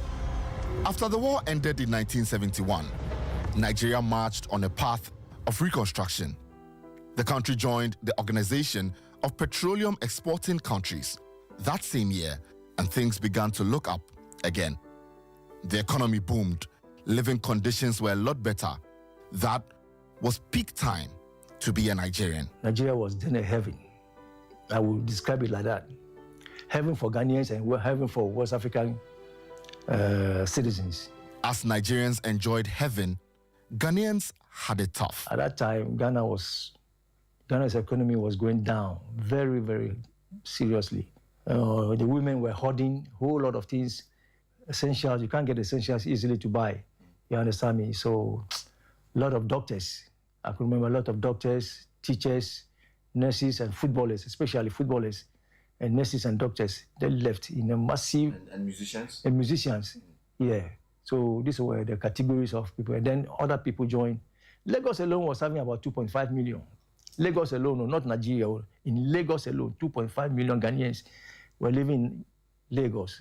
The height of a booming economy spelled good things for the country. It was evident in the salary structure. Everyone across board, including footballers. On my arrival, I got to know that if you can push yourself, you get a contract and you get a job. You know, first thing first is job. It's not like a professional football where you can be signed, you know, but at least the salary over there was much better. When I was working with the state fishing, I was earning 50 cedis.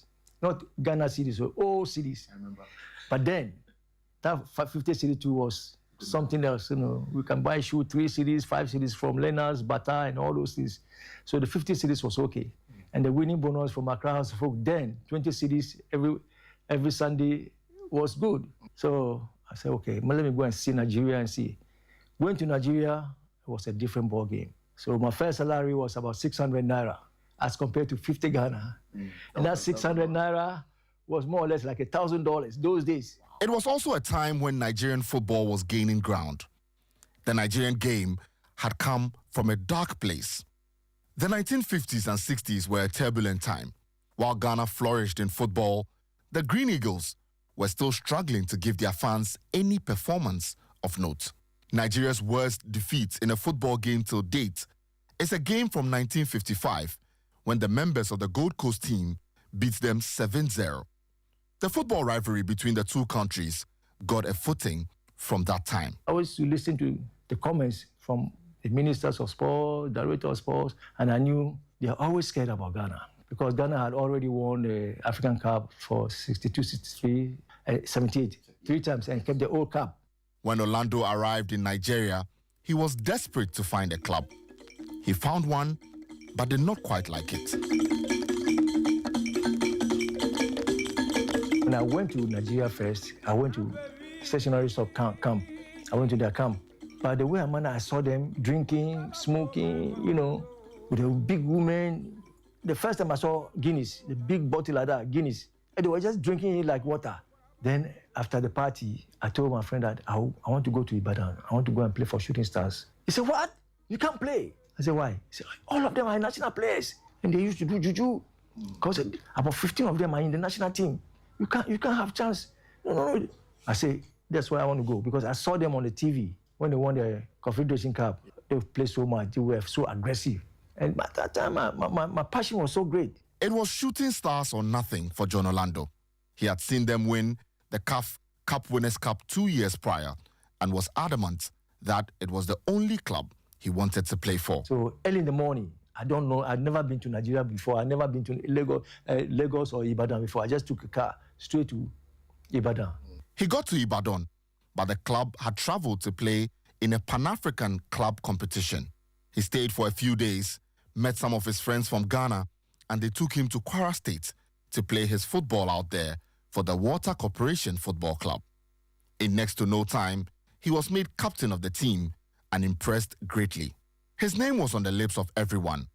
He was the tall, lanky, light-skinned footballer who was skinning players alive on a football pitch. Over there, those days, they don't play National League. They play State League. They have 19 states. Whether the clubs are 100 or 90 or 70 or 60 or 50, they will divide you into the states and play, first. Then eventually, there will be one winner that will go to the national level.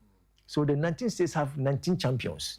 They will be grouped into stages, 4 stages or 5 stages, so that winner from each group will now come to Lagos to play semi-finals and finals to be declared for playing Champions League and CAF Confederation League. That's how they used to do it before. And that challenge is called Challenge Cup. It's like a knockout. State winners versus, other state winners meeting. It was there that I was discovered at Calabar. So after the match with Bendel Insurance, we were just passing, going to the dressing room. Then the secretary of NFA, Patrick Opomo, he passed away recently. He just called me. He didn't know me. He said, "You were invited to the national team." That was how Orlando got his chance with the Nigerian national team, and he took it. It was 1979. The utility player, as he likes to call himself now, had gotten his moment. Every footballer wants to go higher. I never expected when I was going to Nigeria, I never thought it could reach that standard that I would go to the national team of Nigeria. But when the opportunity came, and the way and manner, everything opened up, I know, well, I'm doing my best, but God too has his own plan for me. So I accepted, and I think I was the first player to say that I play for another country. Before Zidane and all those, Desiree, you understand? I was the first who were able to win the African Cup. Then we have a lot of Ghanaians in Nigeria. So it became a problem. I will say, "Oh, we know Johnny, he played for Hasselhoff, he played for Olympics, Oblast, we knew it." And then the Nigerians rather were defending me, "Oh, this guy is Omogana, he's not Omogana, he's Nigeria." I used to hear a whole lot of, so it wasn't like a betrayal though, but it was an opportunity for me to showcase myself. After the call-up, there was a training camp. 250 players from across the country had to meet up for a set of justifiers, and the number was whittled down. So after the screening of 250 players, we finally got 30 players ready to be assembled. Now we have to go to West African tour. We went to all West African tour, in the exception of Ghana. So anytime they talk about Ghana, it's a different ballgame. So I'll be in the meeting like this, and I'll be listening. I say, that's why in the olden days, Agrifin that time, Baba Yara that times, Adodamiti that time, they used to beat them 7-0, 5-0. So they don't want to hear Ghana at all. And the new Ghana is a formidable team, no? So we left with 28 players to Brazil for 6 months training. From 79 September to February 80, we came back. And the number was slashed to the final 22. And I was part of the national team. Brazil changed the fortunes of the Green Eagles immensely. The preparation was so unique. Just imagine going to Brazil for 6 months. The same place Blaster stayed, Stefan, in Brazil, Rio de Janeiro, is the same place we also stayed. But Blaster stayed there, I think, 1.5 months. I saw George Alas, I saw some of the pictures of the Blaster, and I was just laughing. I said, "Hey." But we stayed there for 6 months. Thing is, if you want to beat the best, you have to learn from the best. And that is what they did. A few weeks into their stay in Brazil, the coaches who were in charge of the team, 9 of them were sacked for an inability to control the players. Brazilian Otto Gloria was handed the job. That was the masterstroke. And he's a very old man, but very tactical. So he came in to rescue us. When he came in, we stopped running at the beach, stopped running at the mountains. So every week, We attached us to Botafogo 1 week, following week Fluminense, following day Flamengo, following week, and then we started to play with them, so we are trying to get some result, 1-1, 0-0. Then the team was gelling. That's when the team started gelling, until we started going to Brasilia, Sao Paulo, play friendly matches with Cruzeiros and everything, and we were getting results. Nigeria's 1980 AFCON winning team had an array of stars. Every one of them who represented the country came in with a big reputation. We have a player like Muda Lawa, Shegu Degbami. Those were all players that are well known in Nigeria football. Christian Chukwu as the chairman of the defense. Then Aloysius Atuebu, Fanny Onyedika, the striker. And then Adokia Mesimeka. The only player we got when we came back from Brazil was Henry Wusu. He died about 3 months ago. Yeah, we came back from Hall of Fame. They did Hall of Fame in 2023. So I saw him, I met all the players, exception of those who passed away. Nigeria had a thriving league. The football was good, and the stars had aligned. Abdul Rashid Zakari is an African football historian and owner of sportswear brand Maniac. Before the 1980 Africa Cup of Nations, Nigeria was already one of Africa's rising football powers. The country had a thriving domestic league featuring clubs like Enugu Rangers, Shooting Stars, Bendel Insurance, and stationery stores, producing many of the national players. And after finishing third at the 1976 and 1978 AFCON tournament, expectations were high, on their part. So modern stadiums and coaching under Brazilian Otto Gloria, who brought tactical discipline to a talented squad. Football had become a national obsession, uniting the country and millions, uniting the country. And millions believed that the Green Eagles were finally ready to become African champions. Nigeria went into the AFCON as favorites. Hosting the AFCON on home soil only meant one thing: to banish the ghosts of previous competitions and to keep the trophy at home.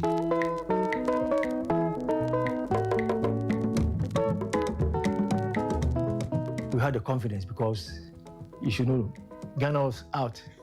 They were so hostile to Ghana. They were so hostile to Ghana at Ibadan. That was the first opening match. So once Ghana was out, they know that the way forward is okay. So we started building that confidence.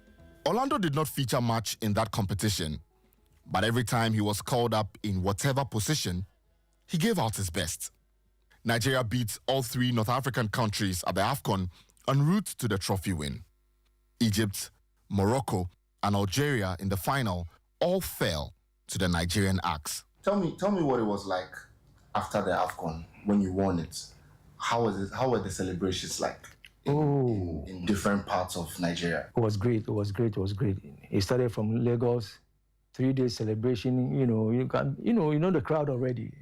We showcase the cup on the street in a big trawler, that kind of thing. The whole street was full of packed, and then that was a good feeling. And we were living very well taken care of, because we were living at the First Stack Hotel on the Badagry Road. Abiola had wanted to buy a car for us, but he got to know that the government is going to give us car, so he gave us the equivalent of the money, compensating us very well. How much was that? It was 3,000 naira at that time, because brand new car at that time was 3,000 naira. And we were earning about almost 1,000, 3 months can buy your car. Okay. So it was good feeling in Nigeria. Nigeria was good. John Orlando did not end there. He represented Nigeria again at the Olympic Games that year. When in Moscow, I was playing inside right, the first match against, I think, Colombia or Kuwait, something like that. Then our left full back got injured. But because I played both legs, I was the only alternative to go and play the left full back. Yeah.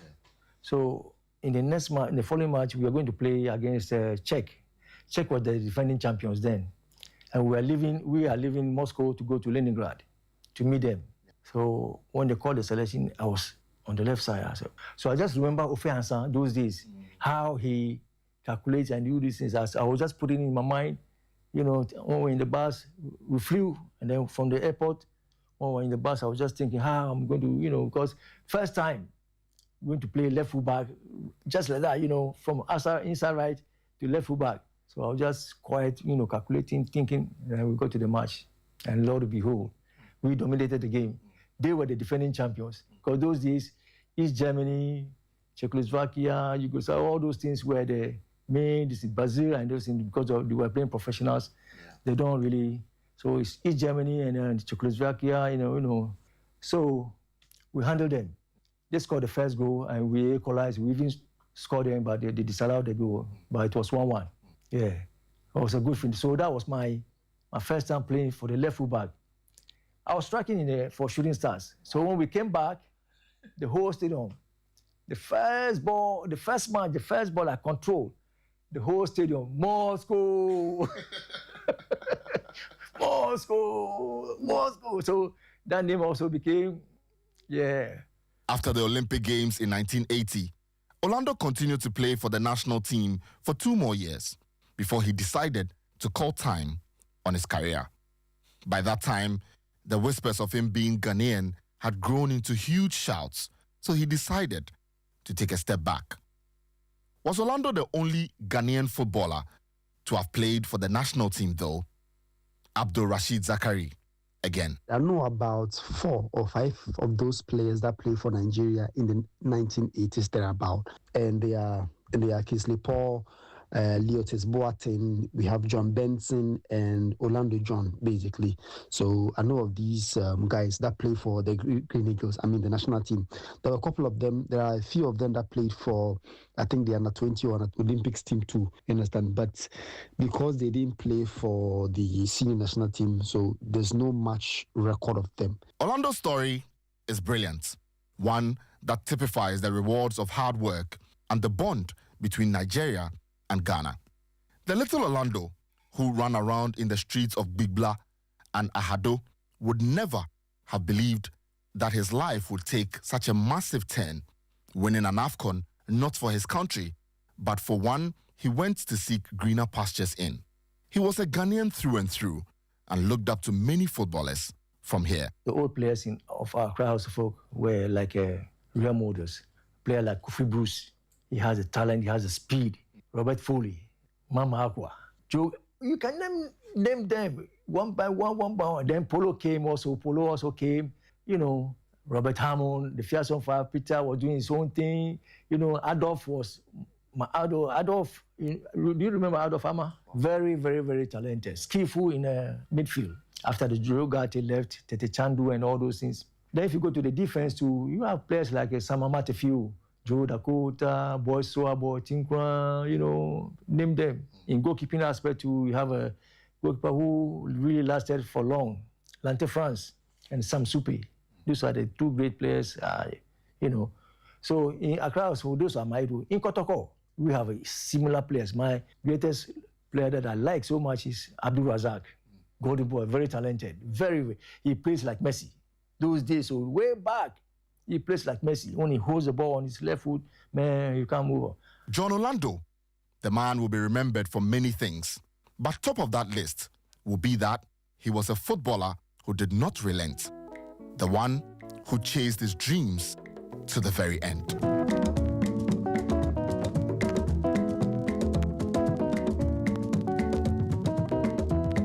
Playing for the Enemy, the John Orlando story, is a Sporty FM production.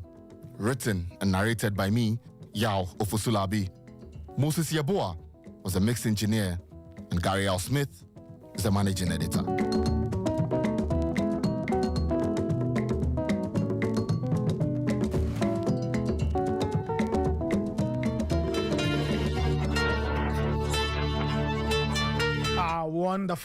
Wonderful story of John Orlando, winner of the 1980 AFCON with Nigeria, but was Ghanaian through and through, as Yao said, and you can tell his Ghanaianness, even the way he sounds Ghanaian. He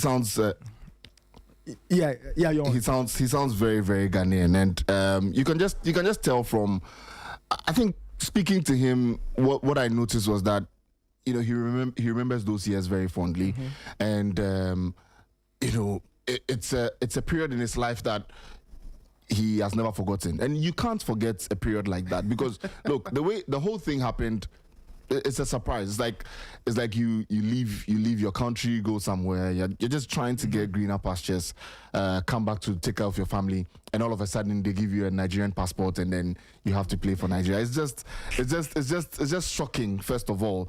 But I think that for John, it's a very good time in his life, and I'm very honored to have been able to do this for him. I think that these stories are stories we should preserve. They are stories we should keep. It's not a story that should be hidden forever.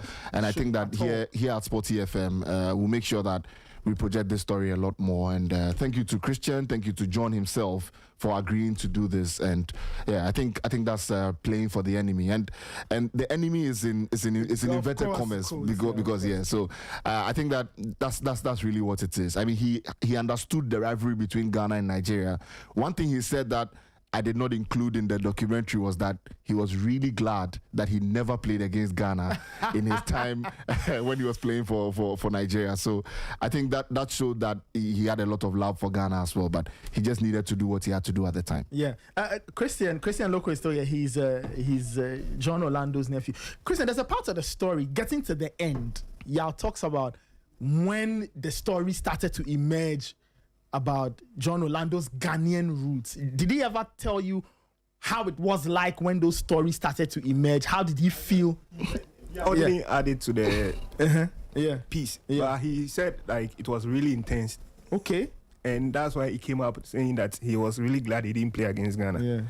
And also he also didn't add this part to it when he said, his idols won the African Cup, and he's also glad that he won it with another country. I see. It must have been weird when you win the AFCON, but all of a sudden these stories start to come up that way. This guy is Ghanaian. Yeah. Why is he playing for Nigeria? And the thing is, so as he was saying, there were a lot of Ghanaians who lived in Nigeria at the time, and I think that a lot of it came from the Ghanaians who lived in Nigeria. Because he also mentioned that the Nigerians kept supporting him and said he wasn't Ghanaian and he was from Nigeria. But the Ghanaians insisted that he was from Ghana. So the banter didn't start from today. So inadvertently, as a way to kind of defend him and say, all of this, I mean, he's Ghanaian.